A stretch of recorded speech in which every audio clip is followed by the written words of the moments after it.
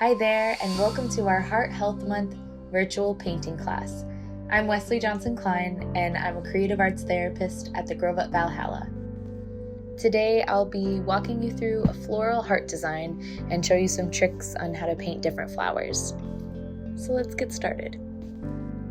I want to go over some of the materials I used to create this painting. I chose a square canvas so that the heart shape could fill as much of the canvas as possible. A rectangle works just as well. This canvas in particular is a 12 by 12 canvas. I also used acrylic paints and a variety of different brushes. I want to stress that even if you have one brush, you can still complete this painting. It just might involve cleaning your brush frequently and then making sure you dab on some paper towel. Just to keep in mind that water doesn't work really well with acrylic and can leave the paints really runny.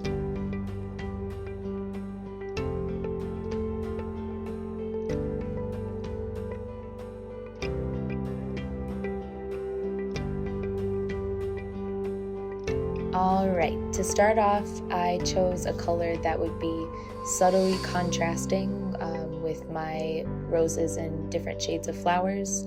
I selected a very light blue, sort of like a teal blue. I did this simply by mixing a lot of white and some blue.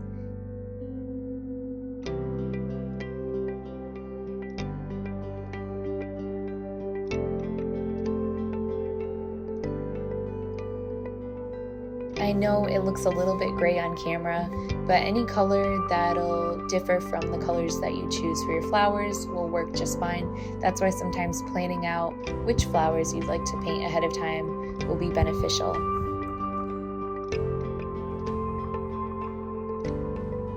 I painted the entire canvas all the same background color using upward and downward strokes to create a really nice smooth base.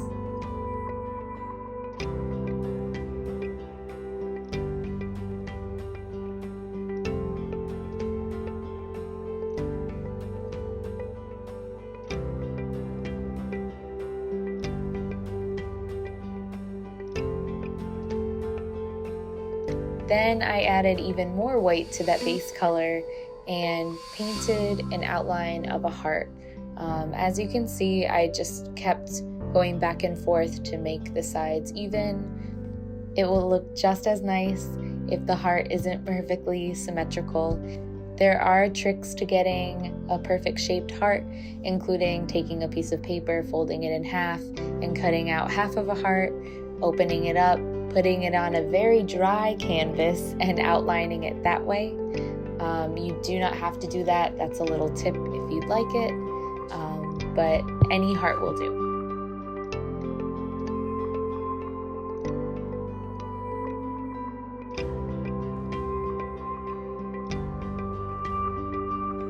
So I filled in the heart fully with this lighter shade.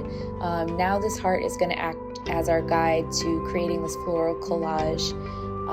It also adds a really nice light base color so that you don't see the blue behind your flowers and have to go over and over with a lot of layers.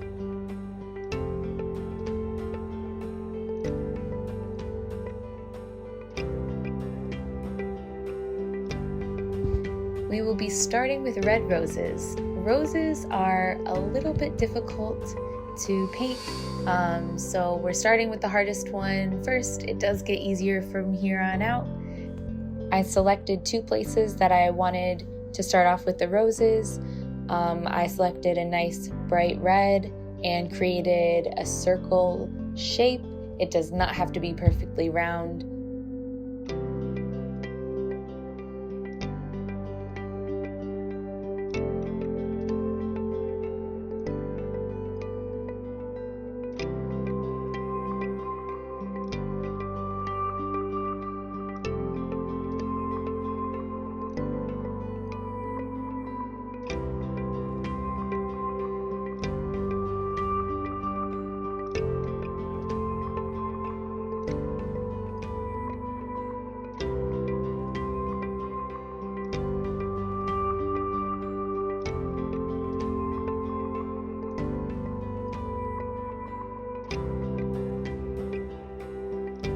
I then mixed in a little bit of white to make a sort of dark pink shade and created a dot in the middle of both of my circles.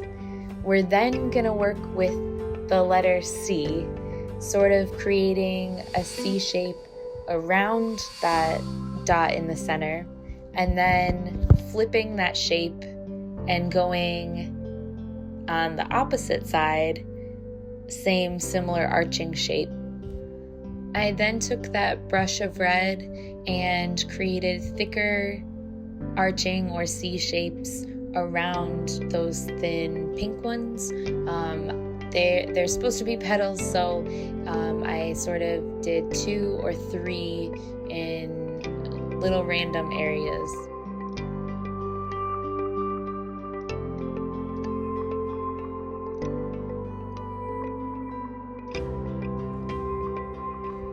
To add a little bit of dimension, I guess, I mixed in a little bit of black with the red.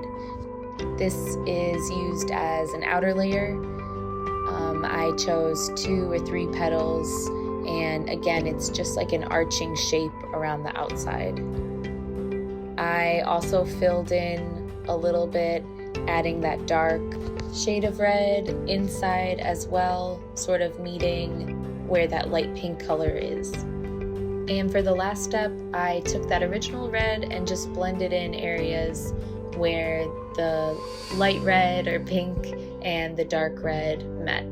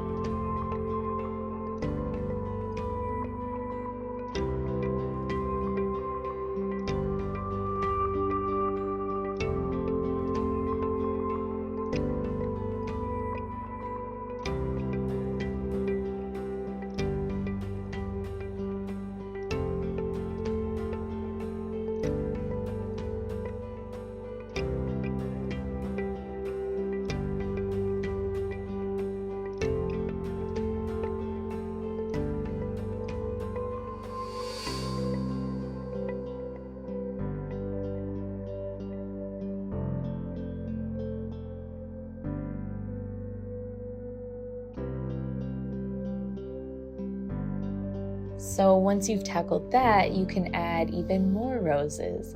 And that is what I did. I chose a magenta color, and again, took a little bit of white, created a lighter shade, a dab in the middle, some C shapes to create the petals, a little bit of black mixed with the original magenta, and there you go.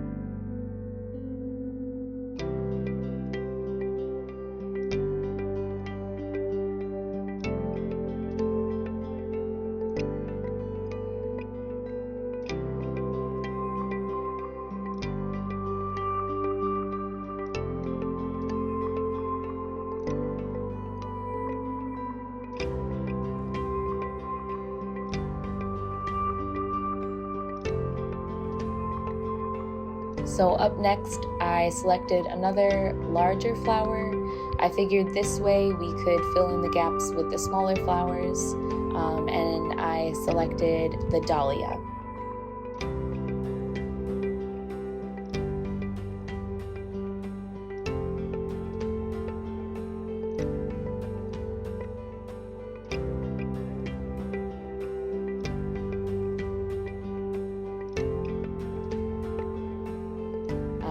I chose a creamsicle shade by just mixing orange and white.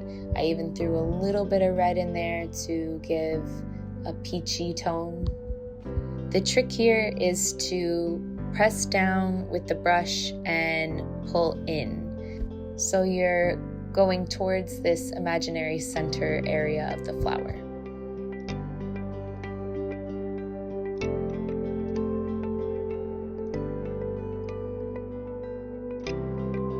I used a really light shade for the outer layer of petals and then mixed in more orange and a little bit more red to go one shade darker, and I added with the same technique over that original light shade, going in closer towards the center. So again, that's dipping your brush in paint, placing it on the canvas, and then pulling a bit towards that imaginary center of your flower.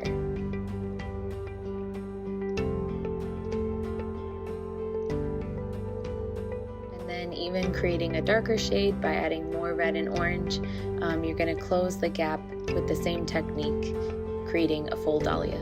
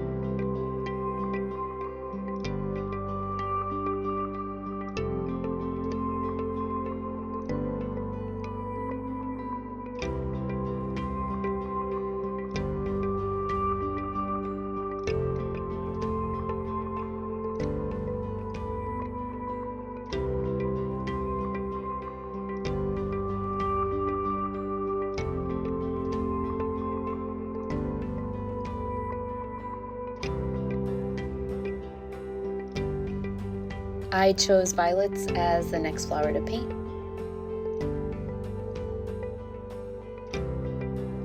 I created a light purple, and with a similar technique to the dahlia, you'll place your brush in the paint, place the brush on the canvas, and pull in towards this center of your flower.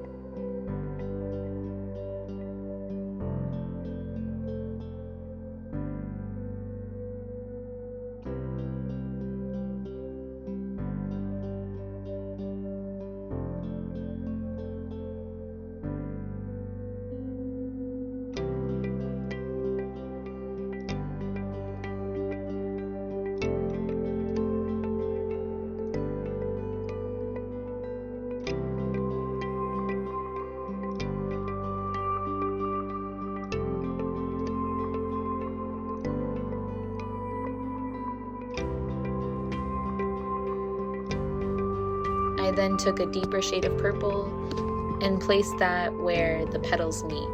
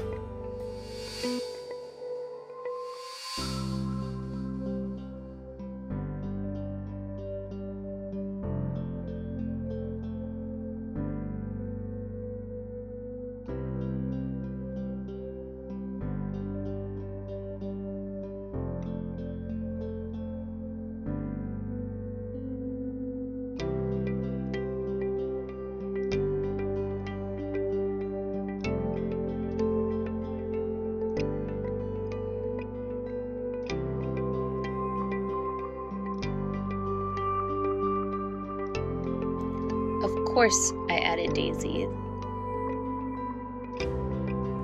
and I did this by using a feathering technique to create these long, thin petals. Now, I noticed with the white, I did have to go over the petals a couple of times just to make sure that that white was a solid color and you didn't see any of the blue or other flowers behind it.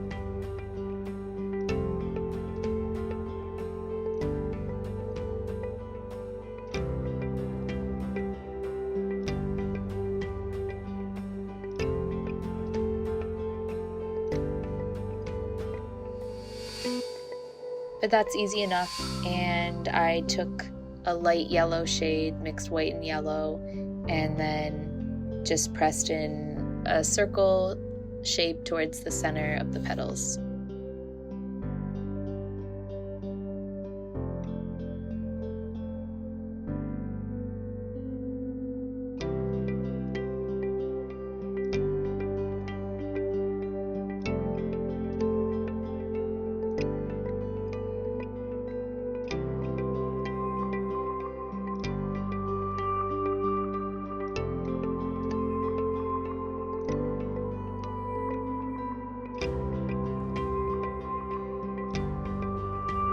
It's pretty neat starting to see that heart shape come through, and we've got one more flower to add, the cherry blossom. So one way to go about this would be creating petals similar to the dahlia and the violets.